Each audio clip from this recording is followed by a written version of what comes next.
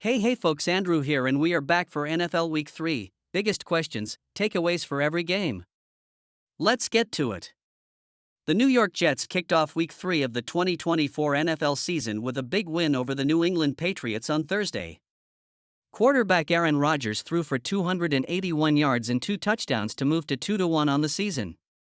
Early on Sunday, the Pittsburgh Steelers downed the Los Angeles Chargers, the Philadelphia Eagles defense handled the New Orleans Saints high-powered offense, and the Bo Nix-led Denver Broncos handed Baker Mayfield and the Tampa Bay Buccaneers their first loss of the season.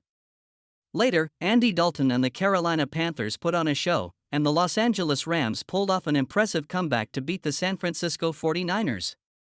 On Sunday evening, the Kansas City Chiefs held off Kirk Cousins and the Atlanta Falcons. And on Monday night, the Buffalo Bills trounced the Jacksonville Jaguars, while Jaden Daniels dazzled as the Washington Commanders secured a statement victory over the winless Cincinnati Bengals. Our NFL Nation reporters reacted to all the action, answering lingering questions coming out of each game and detailing everything else you need to know for every team. Let's get to it. How good is this offense? With Jaden Daniels, the Commanders can finally feel good about the quarterback position. But Washington also has shown it has weapons at running back, Brian Robinson and Austin Ekeler, and at wide receiver, Terry McLaurin, for catches for 100 yards. It's a new group led by a new coordinator in Cliff Kingsbury, but Washington now has finished 14 consecutive full drives with points. Punter Tressway has not seen action since the penultimate drive of the season opener. Described the game in 2 words: holy cow. Washington wanted to establish an identity under new coach Dan Quinn, and it has started to do so 3 games in by showing toughness and an explosive offense. But winning on the road with a rookie quarterback who played like a veteran was impressive. The Commanders' offense looks like it will be difficult to contain this season. Most surprising performance, Washington's red zone offense struggled in Week 2 against the New York Giants, settling for 6 field goals of 33 yards or shorter in a win. On Monday, the Commanders converted all 3 red zone drives into touchdowns. Washington's offense used a combination of running and some trickery, with 1 scoring pass going to tackle-eligible Trent Scott. Are the Bengals in serious trouble? Yes. Since the NFL went to a 17-game format, no team has made the playoffs after a 0-3 start. The last time it happened was in 2018, Houston Texans. Cincinnati has one of the easier schedules in the league, which is the only solace for a Bengals team that suffered another stunning upset loss after falling at home to New England in Week 1. But things must be turned around immediately. Early prediction for next week: Ja'Marr Chase will get more double teams. When Chase was in single coverage versus Washington, Joe Burrow made sure to throw the ball in his direction. Chase not only created separation but also reeled in 2 touchdowns on deep passes, 41 yards, 31 yards. Chase had his first 100-yard game since Week 13 of last season, which also took place on a Monday night. Eye-popping stat: the Commanders had 62 yards and a touchdown on their first 10 carries on zone read plays. The Bengals entered Monday without their top 2 defensive tackles, Sheldon Rankins, hamstring, and B.J. Hill, hamstring. With those absences on the line of scrimmage, Cincinnati struggled to contain a Commanders' rushing attack led by Robinson and Daniels. Is this Bills offense in the conversation for the best in the league? There's a real argument to be made with the way quarterback Josh Allen is playing. Allen is performing at an early MVP level, and this offense has shown the ability under coordinator Joe Brady to adapt to the team the Bills are facing, while also getting a variety of players involved, 10 with a reception versus the Jaguars. The Bills have outscored opponents 102-31 in their past 5 halves of football, since the second half in Week 1. Monday's contest was over at halftime, and it's just Week 3. What should be scary for the league is that this unit has more room to grow. Describe the game in 2 words: complete steamrollering. The Bills and Allen did almost anything they wanted early on, scoring touchdowns on each of the team's first 5 drives and finishing with 19 first-half first downs, the most of any team this season. And the defense kept Trevor Lawrence in check, holding the Jaguars to 2-12 on 3rd down and sacking him 4 times. Eye-popping stat: the Bills have put up 112 points this season, tied for the second most through the first 3 games of a season in franchise history, 113 in 2011. What do the Jaguars do about Trevor Lawrence? This is Lawrence's 8th consecutive loss as a starter, and while he was dealing with injuries in the 5 of those to close out the 2023 campaign, that hasn't been an issue this season. After a strong first half in the opener, he has led the offense to just 23 points in 10 quarters. The offense has struggled on third down and in the red zone. Benching him really isn't an option. He just signed a 5-year, $275 million extension, so the Jaguars must figure out a way to get him back on track. He found some success in the first half against the Bills with the quick game, and that might have to be the foundation of the pass game for the foreseeable future. Biggest hole in the game plan: Josh Allen is arguably playing the best of any QB in the NFL, but what he did to the Jaguars' defense is a major concern. D coordinator Ryan Nielsen wants to play a lot of man coverage, but with the injuries to DBs Tyson Campbell, IR/hamstring, Darnell Savage, quad, and Jerry Jones, shoulder, the secondary is depleted. Allen shredded the Jaguars' man coverage on Monday, going 10 of 14 with 4 scoring passes. The Jaguars might not have the personnel available to continue to play a lot of man coverage going forward, at least certainly not for their next game, at Houston, against C.J. Stroud, Tank Dell, Nico Collins, and Stephon Diggs. Eye-popping stat: how bad was the Jaguars' offense in the first half against the Bills? It had 70 yards and 5 first downs, and it converted only 2 of 8 third down attempts. Lawrence threw for only 59 yards and had 1 interception. What happened to the big play? The Chiefs emphasized it heavily during the offseason and training camp, but had just 1 play of more than 17 yards against the Falcons. They made it work to an extent, piecing together a number of smaller gains to build some long drives. But that will be difficult to sustain over the long haul. Most surprising performance: the Chiefs were headed into the unknown without injured running back Isaiah Pacheco, but got significant contributions from undrafted rookie Carson Steele and recently signed veteran Samaje Perine. Steele rushed for 72 yards, while Perine gained 25 yards on the ground and caught 3 passes for 15 more. Describe the game in 2 words: 3 points. The Chiefs had to settle for 3 field goals. That's become something of a theme for their season so far. They kicked a pair of field goals in the opener against the Ravens and 2 more last week against the Bengals. The Chiefs are playing so many close games because they're having trouble finishing drives. How will the potential loss of 2 offensive linemen affect an enigmatic offense? When the Falcons' offense is on, it can accumulate yardage in chunks and big plays from wide receiver Drake London and tight end K.L.P. But when it's not feasting, there's been famine, especially on third down, 3 of 17 over the past 2 weeks. The loss of center Drew Dalman and right tackle Caleb McGarry in the second quarter did not help matters. Atlanta will need both back to keep quarterback Kirk Cousins upright and to open holes for Bijan Robinson. Eye-popping stat: Cousins is tied for the 4th fastest quarterback to reach 40,000 passing yards, 153 games. Only Matt Ryan, Matthew Stafford, and Drew Brees have gotten there faster. Dan Marino also did it in 153 games.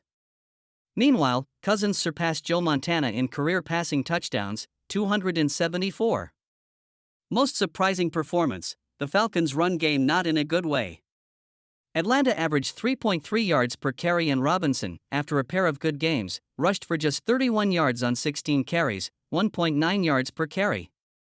The Falcons need to be able to run the ball to open up big plays for Cousins.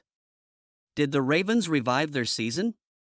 The Ravens avoided the second 0-3 start in team history, but they didn't inspire confidence in how they finished. For the first 3 quarters, Baltimore looked like a Super Bowl contender with Lamar Jackson running in for a touchdown untouched and Derrick Henry stiff-arming tacklers. In the fourth quarter, it was the same problems for the Ravens, from porous pass defense to undisciplined penalties.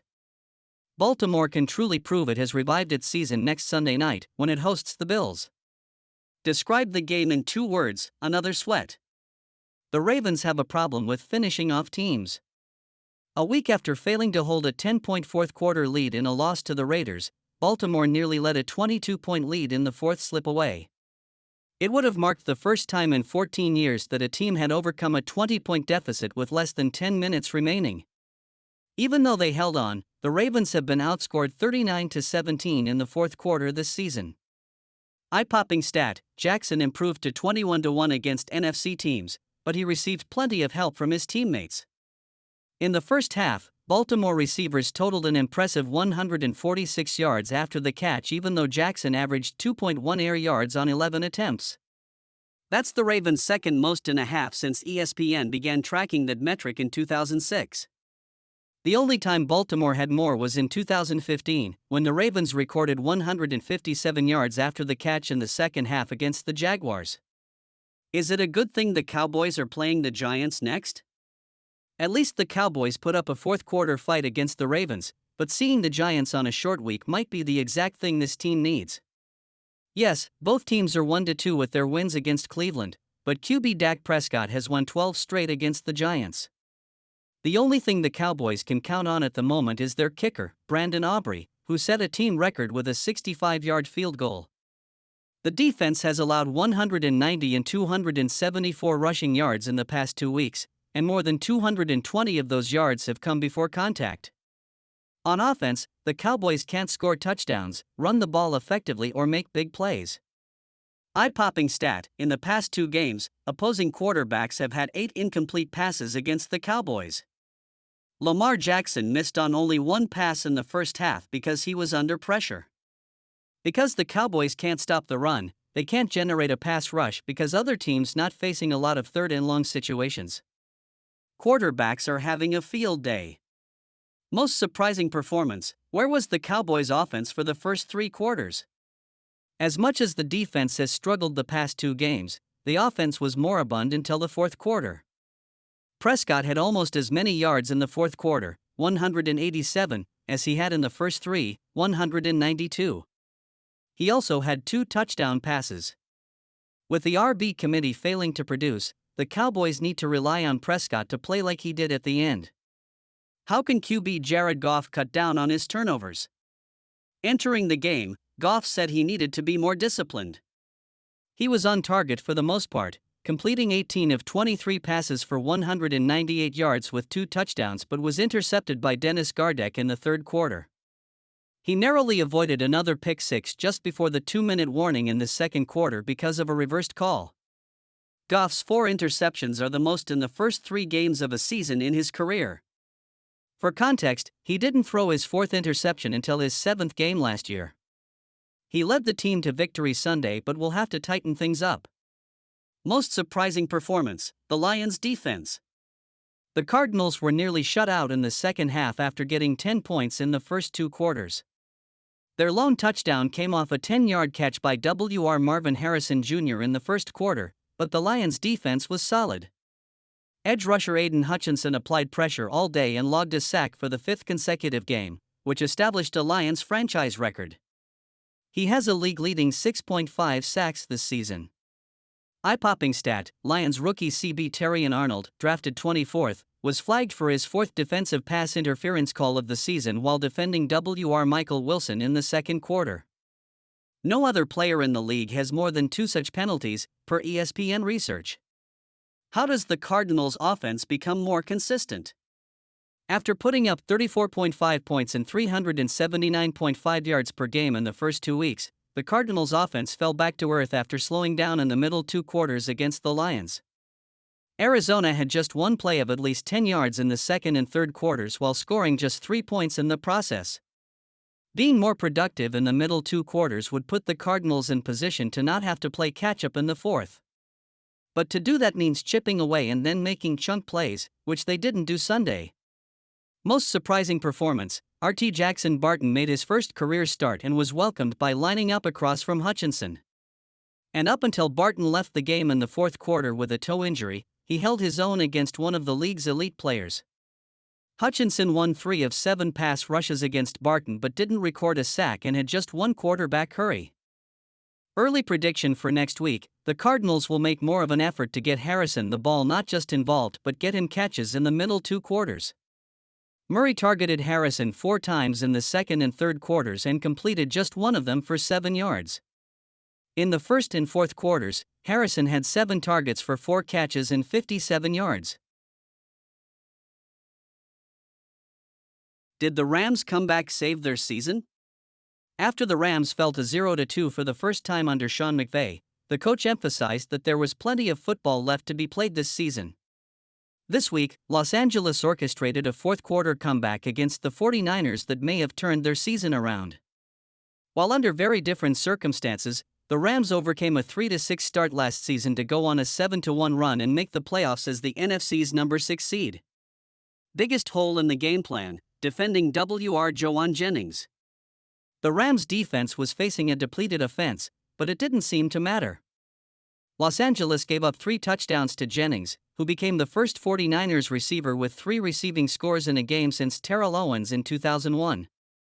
Most surprising performance, a week after RB Karen Williams had his lowest yards per carry since becoming the starting running back last season, he scored all 3 of the Rams' touchdowns against San Francisco.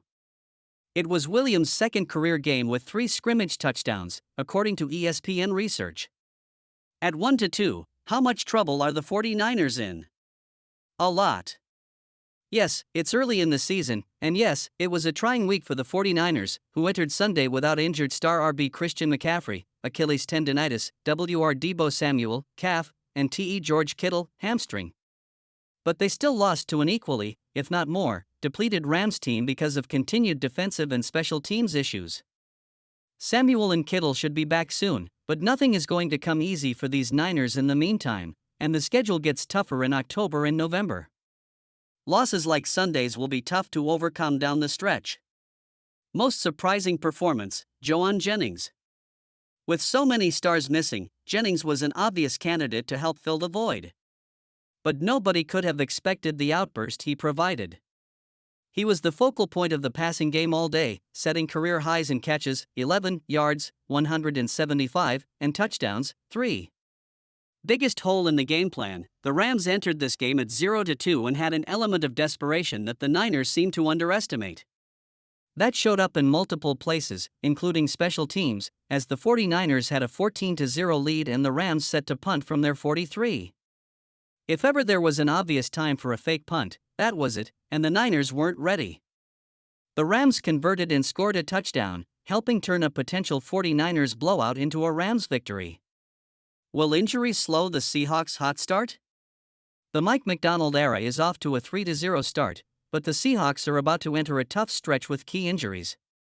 They're down to their third option at right tackle with George Fant on IR, and Abe Lucas not expected to come off the PUP list anytime soon. They could get running back Kenneth Walker 3 and outside linebacker Uchenna Nwosu back, but they lost defensive lineman Leonard Williams, ribs, and Byron Murphy 2, hamstring, on Sunday. They've faced a favorable stretch of quarterbacks so far, but the QBs they'll face over the next 6 weeks include Brock Purdy, Matthew Stafford, and Josh Allen. Describe the game in 2 words: sloppy win. Beating any NFL team by 3 scores qualifies as a solid win. But it wasn't always pretty. The Seahawks committed 11 penalties and went 2 quarters without scoring a point. They also didn't allow any in that span. Right guard Anthony Bradford was flagged for a false start and a hold and has now been penalized 6 times in 3 games. Early prediction for next week, the Seahawks will build their offensive game plan around quick throws, screens and rollouts. They're not good enough in pass protection to play a straight drop-back game against anyone, let alone a Lions pass rush with Aiden Hutchinson, 6.5 sacks in 3 games. There's also the backing of the home crowd at Ford Field, which figures to be rocking for Monday Night Football. Where do the Dolphins go from here at quarterback? It was one awful game, but the Dolphins' offense simply did not work under Skylar Thompson. The third-year quarterback was slow to make decisions, which was something that plagued him as a rookie in 2021. That slow processing speed resulted in 5 sacks, and he was eventually knocked out of the game with a chest injury. Miami signed Tyler Huntley last week, and while he was inactive Sunday, he might have to step into a starting role with Tua Tagovailoa set to miss the team's next 3 games. Describe the game in 2 words: no offense. Absolutely none. The Dolphins didn't register 100 yards of offense until their second drive of the third quarter and finished 1 of 12 on third down attempts. Thompson was ineffective and Miami couldn't move the ball on the ground either, 65 rushing yards on 18 attempts. The Dolphins' defense actually played well enough to win the game with even an ounce of support from the other side of the ball, but that never came. Early prediction for next week: Huntley plays in some capacity. The Dolphins are fond of Thompson after he gutted them through some tough times as a rookie. But they've invested too much money in this roster to roll over and wait for Tagovailoa to return. Thompson might start again next week versus the Titans if he's healthy, but Miami cannot turn in 3 more offensive performances like the one it showed in Week 3. What does QB Andy Dalton's performance mean for Bryce Young? It doesn't spell Young's end at Carolina, but it amplifies how badly the 2023 number 1 pick played and helps justify his benching. Coach Dave Canales felt the offense was close to succeeding but needed steady quarterback play. Dalton proved he could provide that with Carolina's first touchdown on an opening drive since 2022. He had 3 touchdown passes in the first half, the most for a Carolina quarterback since 2015. The pieces were there. Young just wasn't ready enough to take advantage of them. Most surprising performance, the defense without 2 starters on the line. Coming into Week 3, the unit ranked 29th against the run and had given up 73 points, but the Panthers limited Las Vegas to 22 points and 55 yards on the ground. Yes, the Raiders were the worst rushing team in the league entering Week 3, but this was a complete shutdown and had Raiders fans booing their offense. Eye-popping stat, Dalton's 31-yard TD pass to Wr. Adam Thielen was his 5th completion for 20-plus yards in the first half. During the Panthers' first 2 games of the season, Young had 2 completions for 20-plus yards, both of which came in Week 1 against New Orleans. Is the Raiders' defense beyond subpar if Max Crosby isn't 100%? Apparently. As Raiders coach Antonio Pierce said this week, Crosby is an ultimate warrior when it comes to playing through pain and injury. But Crosby's injured left ankle, which he hurt on the penultimate play of last week's win at Baltimore, severely limited his impact Sunday. He missed a few defensive snaps, a rarity. And with Crosby not raising Hades as usual, the rest of the Raiders' defense was a step slow and behind. That's not a good formula for a team that insists upon the next man-up mentality. Describe the game in 2 words, trap game. Well, as someone high in the Raiders organization said this week, we're not good enough to have a trap game. Alas, the Raiders were prohibitive favorites against what had been the worst team in the NFL, a team so bad it benched its 2023 number 1 draft pick. And in Las Vegas home opener, no less. If this wasn't an early season wake-up call, you'd hate to see what that might actually look like. Biggest hole in the game planning for vintage Dalton. Dalton's longtime coach in Cincinnati, Marvin Lewis, is on the Raiders staff. And Dalton, who turns 37 next month, started once in 2023. Yet you would have thought there was no tape on Dalton. Ever.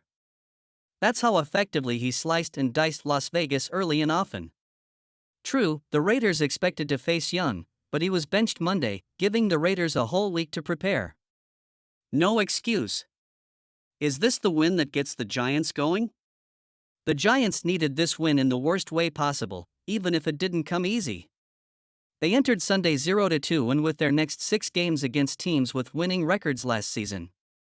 A win on the road against Cleveland goes a long way in helping this young group build confidence. Coach Brian Daboll has preached focusing on the process. The results, he believed, would come. This is proof that perhaps they are headed in the right direction, just in time for a big Thursday night matchup with the Cowboys. Describe the game in 2 words, great resiliency. The Giants fumbled the opening kickoff and allowed a touchdown on the first play from scrimmage. They didn't flinch. They still managed to go into halftime with a 21-7 lead by dominating on offense and defense. It was a first-half masterpiece by quarterback Daniel Jones, play caller Daboll, defensive coordinator Shane Bowen, who surprisingly blitzed a lot, and rookie wide receiver Malik Nabers. Eye-popping stat, Nabers is the first player in NFL history with 20 receptions and 3 receiving TDs in his first 3 games in NFL history, per ESPN research. It speaks for itself. Nabers finished with 8 catches for 78 yards and 2 touchdowns in the win. The number 6 draft pick's career is off to a strong start. Will the Browns' offensive line injuries sink the offense? A Browns offensive line that had no continuity during training camp reached crisis mode against the Giants. On Sunday, Cleveland lost 3 linemen Wyatt Teller, James Hudson III and Jedrick Wills Jr. to injuries, forcing a mass shuffling along the line mid-game. The Browns have often said the offensive line is the lifeblood of their offense, but that unit's depth is on its last legs right now. Describe the game in 2 words: total disappointment. The Browns entered the matchup as near touchdown favorites but were down 14 at halftime despite recovering a fumble on the opening kickoff and scoring on the next play. It was the type of letdown a team can't have at home against a struggling opponent. Biggest hole in the game plan: not adjusting to the Giants' blitzes quickly enough. It was apparent early on that New York was going to test the Browns' protection with blitzes, and it worked for much of the game. It wasn't until midway through the third quarter that Cleveland finally adjusted to combat the pressure, utilizing screens and moving Watson out of the pocket. Was this the Colts' best offensive formula? With Anthony Richardson making his 7th career start and being the NFL's youngest starting quarterback, the Colts seem to have found an offensive formula that acknowledges he's developing. 1 week after dialing up 36 dropbacks in a loss at Green Bay, the Colts used a more ground-based attack against Chicago. RB Jonathan Taylor, 23 carries, 110 yards, was the focal point of the offense, taking some pressure off Richardson, who leads the NFL with 6 interceptions. The Colts also employed more runs for Richardson, leaning into one of his best skills. Most surprising performance: the Colts defense had their first run-stuffing performance so far, reversing, for now, a trend that had threatened to derail their season through the first 2 weeks. The Colts had allowed a historic 474 rushing yards in weeks 1 and 2, one of the worst starts for a defense in the past 2 decades. On Sunday, the Colts limited the Bears to 2.3 yards per carry. Describe the game in 2 words: growing pains. This game featured the 2 youngest quarterbacks in the NFL, Richardson and Williams. Both are 22 years old, with Richardson a few months younger than his counterpart. And it's a reminder that both franchises will have to endure twists and turns as their young passers mature. The Colts, in particular, haven't experienced this in quite some time. Andrew Luck was the team's last first-round QB selection in 2012. What's wrong with OC Shane Waldron's play calling? The Colts gave up nearly 500 rushing yards to their first 2 opponents, yet the Bears attempted 52 passes. Chicago had 247 yards in the first half and was shut out in the half after 4 straight runs out of the shotgun at the 4-yard line didn't yield a touchdown. QB Caleb Williams responded late with TD throws to Rome Odunze and Cole Kmet, his first 2 NFL passing touchdowns. But questions about the Bears' decision-making, like why they burned a timeout when they knew they had to go for 2 after Odunze TD, an attempt that failed, remain. Most surprising performance: RB DeAndre Swift. The Bears didn't sign Swift to a 3-year, $24 million contract for the running back to average 1.5 yards per carry. After totaling 38 rushing yards against the Titans and Texans, Swift once again received a team high in carries, 13, and churned out just 20 yards. Eye-popping stat: there have been 6 completed Hail Mary throws that did not result in a touchdown since ESPN began tracking them in 2009. Williams heaved to DJ Moore on the final play of the first half, landed on the 1-yard line. It's the second time since 2009 that a Hail Mary has been caught with the play ending at the 1-yard line. The other? Former Bears quarterback Mitch Trubisky's Hail Mary to Kevin White in Week 7 of 2018. How good are the Vikings? Through 3 weeks, the Vikings have been one of the league's best teams. They've won on the road, at the Giants in Week 1, defeated one of the NFC's best teams, 49ers in Week 2, and have now battered one of the AFC's top squads in Week 3. Sunday, they jumped on the Texans and did not let up. It has been 5 years, Week 15 of the 2019 season, since the Vikings won a game by 24 or more points. Describe the game in 2 words: blitz-heavy defense. The Vikings blitzed Texans quarterback C.J. Stroud on 16 of his 37 dropbacks Sunday, the highest rate, 43%, he has faced so far in his career. On those plays, he completed 8 of 15 passes for 94 yards, including a touchdown, an interception, and a sack. He was sacked 3 times by former Texans linebacker Jonathan Greenard. Early prediction for next week: at least from the Vikings' perspective, this will be the most highly anticipated matchup at Lambeau Field since they brought quarterback Brett Favre from there in 2009. The Vikings are leading the NFC North and would love to put some breathing room between them and the Packers, who may or may not have quarterback Jordan Love back from a knee injury. When will the Texans' offense put it together? Their air attack looked choppy again on Sunday. Quarterback C.J. Stroud rarely looked comfortable against the Vikings defense. He threw for 215 yards, with 2 interceptions and 1 touchdown. The main reason is the unit isn't executing consistently. Flags, ineffective play calls, and miscommunication on the offensive line are derailing the offense. If the Texans don't fix it, their Super Bowl expectations will become just an unfulfilled wish. Biggest hole in the game plan: the Texans could have benefited from running the ball, but instead they struggled against Brian Flores' defense without leading rusher Joe Mixon, ankle. Houston scored a season-low 7 points as its running backs had 11 carries for only 26 yards. In place of Mixon, Cam Akers' longest rush was 9 yards. Eye-popping stat: Stroud was pressured on 44% of his dropbacks. He went 6-for-11 for 66 yards under pressure with a touchdown, an interception, and a passer rating of 65. What is going on with coach Nick Sirianni's decision-making? He went for it on 4th and short late in the second quarter and early in the third. The offense didn't convert either attempt, and the Eagles walked away without points in a close game. When he finally did opt for a field goal attempt, it was from 60 yards out midway through the fourth quarter. Jake Elliott could not convert, and the Saints proceeded to drive for a go-ahead touchdown. His game management has been suspect the past 2 weeks, hindering the Eagles' chances of winning games. Eye-popping stat: RB Saquon Barkley hit a max speed of 21.66 miles per hour on his 65-yard rushing touchdown, according to NFL Next Gen Stats. That's the third fastest max speed on a TD in Barkley's career and his fastest since Week 17 in 2019 against the Eagles. Barkley was a force for the Eagles, ending the day with 147 yards and 2 touchdowns. Describe the game in 2 words: defensive dominance. Credit Vic Fangio's unit for stepping up against the top-ranked offense through 2 weeks. The run defense entered the game allowing a league-high 6.4 yards per carry but largely kept RB Alvin Kamara in check. He finished with a season-low 3.3 yards per carry. DT Jalen Carter broke out after a couple of quiet weeks, registering a pair of pass deflections and 2 tackles for loss. How do the Saints respond after being tested for the first time this season?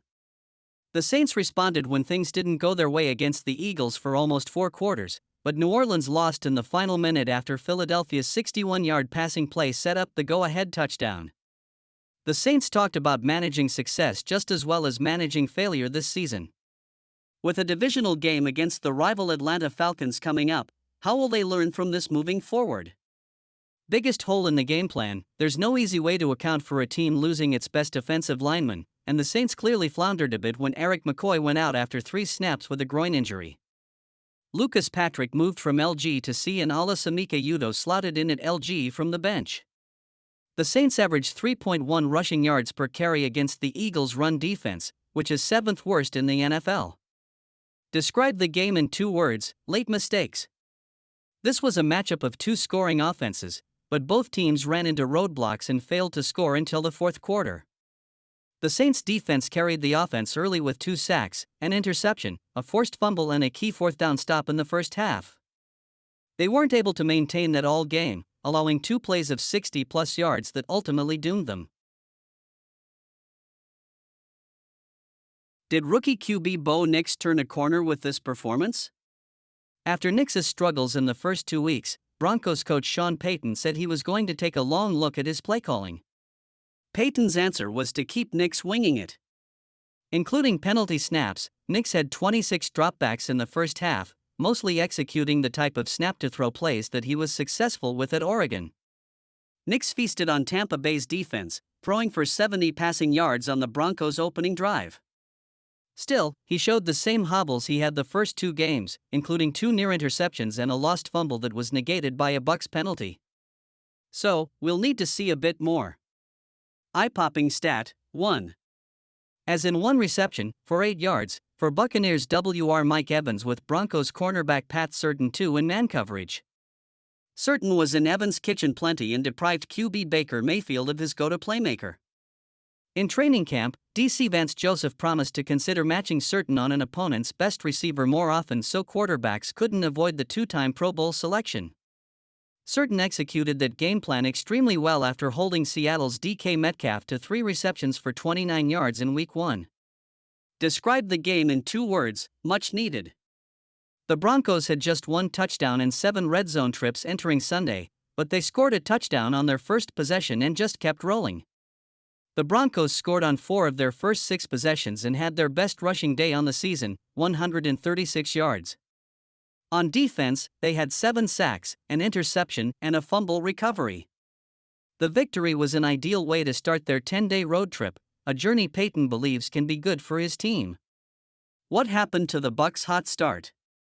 Everything negative you can think of. Without defensive linemen Vita Vea and Khalija Kancey, the Bucs' defense struggled to get any pass rush or containment on Nix. Cornerbacks Jamal Dean and Zion McCollum both got beat deep early in Mayfield through a first-quarter interception, which Broncos safety Brandon Jones returned to the Tampa Bay 9-yard line. These plays helped put the Bucs in an early 17-0 hole from which they couldn't escape. The one bright spot was Mayfield's 6-yard touchdown pass to Chris Godwin in the second quarter, which was set up by a Logan Hall fumble recovery. Most surprising performance, the Bucs defense. 1 week after the unit held the Lions to just 1 touchdown on 7 red zone drives, they surrendered 216 passing yards and 45 rushing yards to Nix, who had just a 36.4 QBR in the first 2 games.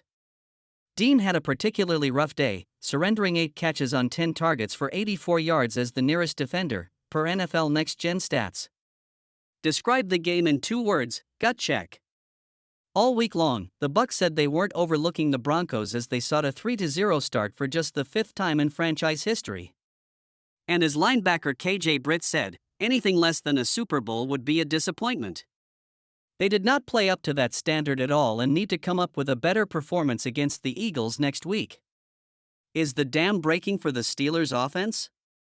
All week, members of the Steelers' offense reiterated that the dam was about to break despite scoring just 1 touchdown in 2 weeks. While the Steelers didn't flood their home opener with touchdowns, they did score a season-high 20 points with 2 field goals by Chris Boswell and a rushing touchdown by QB Justin Fields to go with his fourth-quarter TD strike to Calvin Austin 3. Still, the Steelers struggled to convert in the red zone with drives stalling at the 10-yard line and 12-yard line. Fields also had the first interception of his Steelers' career but threw for 245 yards, the most in his 3-game stint as the starter. Most surprising performance, Broderick Jones. After first-rounder Troy Fautano injured his knee Friday and went on IR Saturday, Jones was thrust back into the starting lineup a week after being benched for 3 penalties in a 6-play series. But against the Chargers, Jones wasn't called for a single penalty. Fields was also sacked only 2 times, and those appeared to be more on the quarterback than his offensive line. Eye-popping stat, the run defense held Chargers RB J.K. Dobbins to an average of 1.53 yards per attempt before contact on 15 carries. He entered the game averaging 5.8 yards per carry before contact. Dobbins, who began Week 3 as the league's leading rusher, had just 44 yards. The Steelers' defense has now allowed 26 points, their fewest through 3 games since 2007, per ESPN research. How will the Chargers adjust if QB Justin Herbert misses time? The Chargers experienced life without Herbert when he missed 2 weeks of training camp with a plantar fascia injury to his right foot. The offense then was so abysmal that the team traded for quarterback Taylor Heinicke. After Herbert exited the game in the third quarter Sunday, the results were similarly poor. Heinicke was sacked 3 times, and the Chargers' offense didn't get a first down. The Chargers will likely lean even more on running backs J.K. Dobbins and Gus Edwards if Herbert is out next week. Describe the game in 2 words, injury-laden afternoon. Sunday's game brought the Chargers' momentum to a screeching stop and prompted concerns about this team moving forward. OLB Joey Bosa, OT Joe Alt, OT Rashawn Slater and Herbert were all injured during the game. The Chargers will face the Chiefs next week with a lengthy injury list. Most surprising performance, Quentin Johnston. He scored the Chargers' only touchdown of the day, hauling in a 27-yard reception. Johnston has continued to blossom after an underwhelming rookie season and has become one of Herbert's favorite targets. He finished with 2 catches for 44 yards. He has 3 touchdowns this season, more than he had all of last year. Who says the Packers can't trust QB Malik Willis to throw it? A week after coach Matt LaFleur limited Willis to 5 first-half pass attempts and 14 overall for 122 yards, he trusted Willis to throw it early Sunday. The opening drive forced the Titans to respect the passing game after Willis threw 30-yard completions to both Jaden Reed and Christian Watson. Willis topped last week's passing yards in the first half with 158, going 9 of 11, which was more than he has had in any game in his career. While it appears Jordan Love is on track to return against the Vikings, Willis has shown he can handle one more game. Describe the game in 2 words: defense delivers. The Packers couldn't have asked for much more from their defense over the past 2 weeks. On Sunday, Jaire Alexander set the tone with his first quarter pick six that allowed Willis to play from ahead all game. With 7 interceptions this season, including 3 by Xavier McKinney, the Packers matched their season interception total from all of last season. Throw in 8 sacks, the Packers' second most in a game since 2005, and the defense did its part. Most surprising performance, RB Emmanuel Wilson. He might not have made the Packers' opening day roster if not for injuries to A.J. Dillon and Marshawn Lloyd. Now, as Josh Jacobs' backup, Wilson keeps making plays, taking a screen pass 30 yards for a touchdown in the third quarter. He totaled 85 yards from scrimmage on 14 touches for the game. How much will turnovers continue to hurt the Titans? The Titans can't overcome turnovers on offense or the lack of takeaways by the defense. The loss on Sunday to the Packers was more of the same. Will Levis' 3 turnovers pushed his season total to 8, the most by any quarterback through the first 3 games over the past 3 seasons. Tennessee's -8 turnover ratio is the worst in the NFL. The Titans will need to correct this issue to avoid being embarrassed next week in prime time against the Dolphins. Biggest hole in the game plan, the Titans struggled to protect the quarterback, especially on third downs. The Packers got 2 big sacks to force a couple of punts late in the game by overloading the left side, then the right side. Tennessee had no answer for it. Green Bay's pressure package was too much, resulting in 7 sacks for the Packers, the most they've had in a game since 2020. Describe the game in 2 words: revenge game. Entering this week, Malik Willis firmly said he has no bad feelings toward the Titans after being cast away for a 7th-round pick. But Willis showed the Titans what he's capable Sunday by posting career highs with 202 passing yards and 73 rushing yards in a lopsided win over his former team. Is QB Aaron Rodgers all the way back? Rodgers certainly didn't look like a 40-year-old quarterback coming off Achilles surgery, playing his 3rd game in 11 days. Not only was his accuracy sharp, 27-4-35, but his mobility was outstanding. He escaped pressure and made off-platform throws. He was like a point guard, distributing quickly and effectively. He connected with 8 different receivers. When Rodgers plays like this, all things seem possible in the Jets universe. Most surprising performance, the pass rush. It was supposed to fade away without Jermaine Johnson, season-ending Achilles injury, and Haason Reddick, holdout, but the Jets registered 7 sacks Thursday. They now have 14 sacks on the season. The last time they had 14 through 3 games was 1966. Will McDonald 4.5, has emerged in his 2nd season, reducing the pressure on the Jets to reach a resolution with Reddick, who demanded a trade in August. They will face better offensive lines in the coming weeks, so it would help to bring in a reinforcement. Eye-popping stat, according to NFL Next Gen Stats, Rodgers traveled, moved around on the field, 714.8 yards on Thursday. He combined to travel 730 yards in his first 2 games.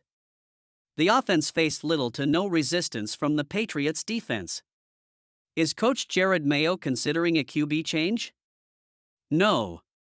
Mayo thought it was simply a good opportunity for rookie Drake May to get some repetitions with the starting offense and experience regular season action for the first time. May was 4 of 8 for 22 yards and sacked twice, while adding 12 yards on 2 rushes. May ultimately had just 1 drive, which started at the Patriots' 42-yard line and ended on the Jets' 7. Another factor Mayo has to consider when it comes to potentially turning to May is what type of protection he will receive. Veteran Jacoby Brissett was sacked 5 times and hit 15 times in the game. It's hard to imagine the Patriots want to subject May to that right now. Biggest hole in the game plan, blocking and tackling. It sounds simple, but Mayo said that Thursday games usually come down to which team plays with better fundamentals. That had been an area of strength through the first 2 games, but there were too many free rushers allowed on offense, and too many missed tackles and bad angles on defense.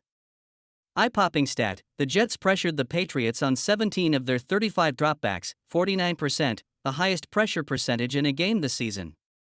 The offensive line has been solid in the running game, but their struggles in pass blocking continue. Third-round pick Caden Wallace started at left tackle, fourth-round pick Layden Robinson started at right guard, and practice squad call-up Michael Jordan got the nod at left guard for the third straight week. Quarterbacks were in harm's way often.